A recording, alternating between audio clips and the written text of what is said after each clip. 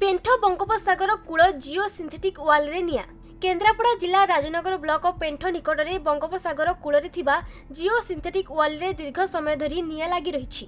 गतकाली राति रे कोनोसी कारणरू निया लगी जाइथिला।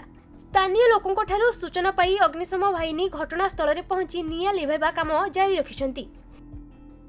निया किभली लागिला जणा पड़ी नथिबा बेले यह भारतर द्वितीय और ओडिशार एकमात्र जिओ सिंथेटिक वाल।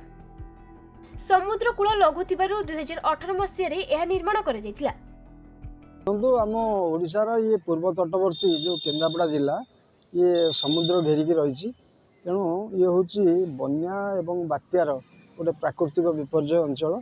यही अंचल 1967 बात्या देखी, 1971 बात्या देखी, 1999 महाबात्या देखी। जे से राजनगर ब्लॉक साताभारे दुईटी गाँ निश्चिन्न होगला। प्राय 500 रु ऊर्ध्व लोकंर किसी पत्ता मिलला ना।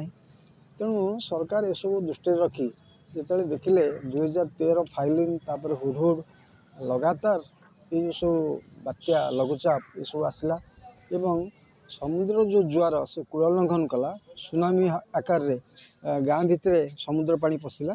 सेतेबेले ये पेंठ बेलाभूमि रे गोटे जिओ सिंथेटिक वाल निर्माण करिवार आवश्यकता अनुभव करागला एवं राज्य सरकार प्रथम अवस्था 34 कोटी 96 लाख टका खर्च करी ये जिओ सिंथेटिक वाल टी निर्माण कले।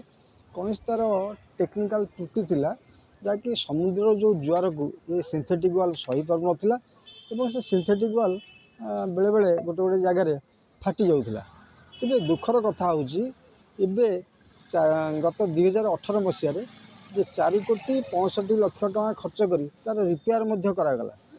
किंतु से स्थान जेहेतु पर्यटक मानकर गोटे बेलाभूमि एवं स्थानीय जो असामाजिक माने अछंती से माने ये बेलाभूमि रे पर्यटक मानक शोषण करवा हो कि अन्य कौन उद्देश्य हो से माने निशा खाई से गोटे खटी करछंती एवं पर्यटक मानक हैरान हरकत करछंती। ता सहित ये जो जिओ सिंथेटिक वाल अच्छी से कौन भाव में निया लगे दौरान से गंजेई निया हो सिगरेट निया हो कि जाशुणी कौन निया लगे हो।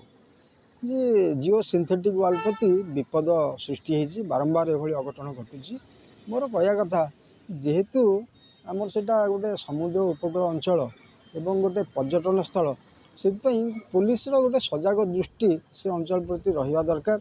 बारंबार पेट्रोलिंग कले जो असामाजिक अच्छा विरुद्ध कार्यानुष्ठान नेले सीटी ये असामाजिक माने कौन आडा करें ना जहाँफल जिओ सिंथेटिक वाल प्रति एतटा विपद सृष्टि हम ना। केन्द्रापड़ारू मलय कुमार साहू रिपोर्ट खबर ओडिशा।